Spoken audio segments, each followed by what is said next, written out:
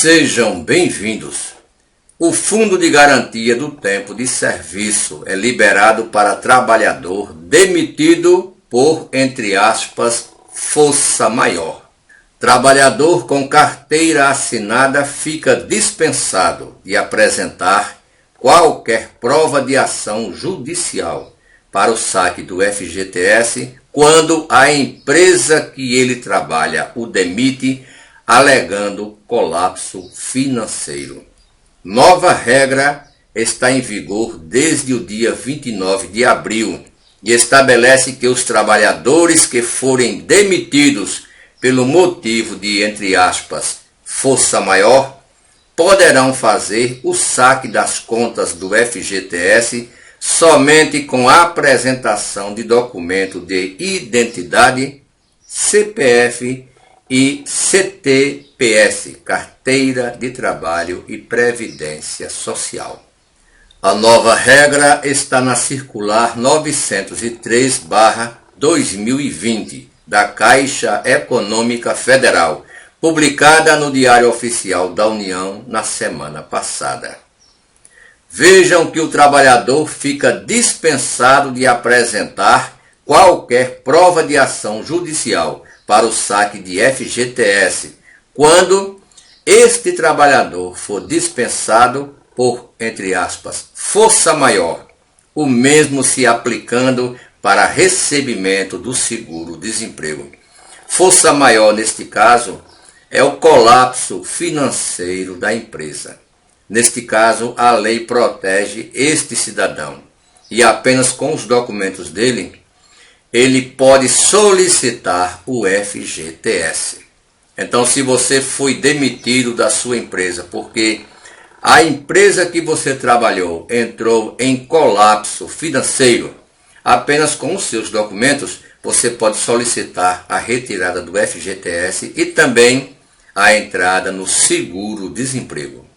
Abro aspas, a demissão por força maior está prevista na CLT, que é a Consolidação das Leis do Trabalho.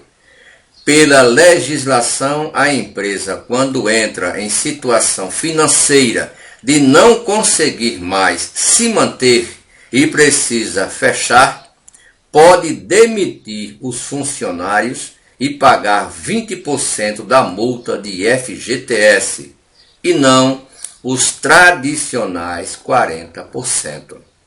Neste caso, se a empresa fechar por colapso financeiro, em vez de pagar os 40% que são devidos ao trabalhador que vai ser demitido, a empresa precisa pagar apenas os 20%.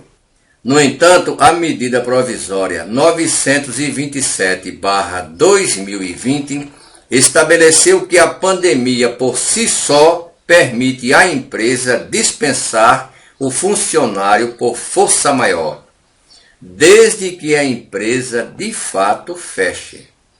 Não é só dizer que a empresa vai fechar por colapso financeiro. Se a empresa realmente fechar, neste caso, ela teria ou terá o direito, de acordo com esta nova regra. Abro aspas, a demissão por força maior antes da pandemia era uma exceção, ou seja, deveria ser provado na Justiça do Trabalho que de fato a empresa encerrou as atividades por colapso financeiro, não provocado esses colapsos financeiros pelos gestores. Era necessário que se provasse que a empresa entrou em colapso financeiro, fechou, mas a culpa não foi dos gestores. Neste caso, o cidadão poderia solicitar isto pela regra antiga. Em contrapartida, o funcionário dispensado poderia tentar provar o contrário, por causa do prejuízo de receber metade da multa do FGTS. Vejam que a empresa poderia fazer isso e o funcionário precisaria provar o contrário, porque ele teria um prejuízo da metade do FGTS. Como sabemos e vimos há poucos minutos, em vez de 40%, 20%. Com a MP 927, a empresa pode justificar a dispensa por força maior na pandemia, e essa discussão não precisa ser levada para a Justiça do Trabalho.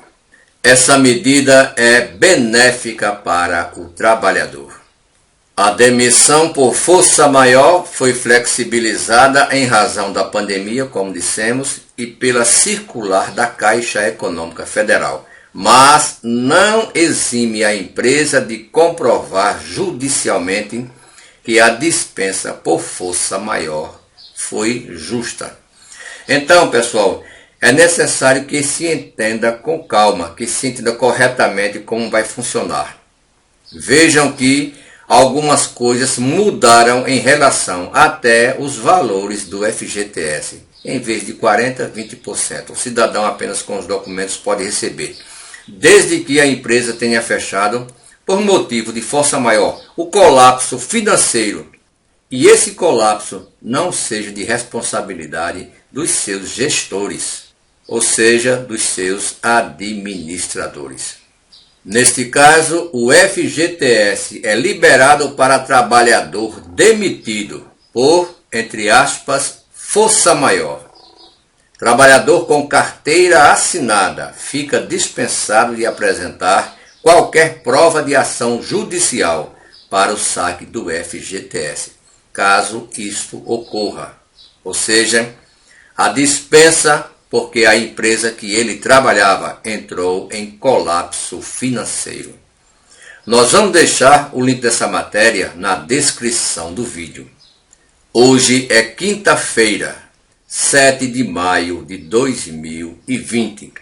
Hoje faz exatamente 30 dias que os primeiros se inscreveram no auxílio emergencial, dia 7 de abril. E até agora não viram a cor do dinheiro. Muito obrigado a todos e até o próximo vídeo.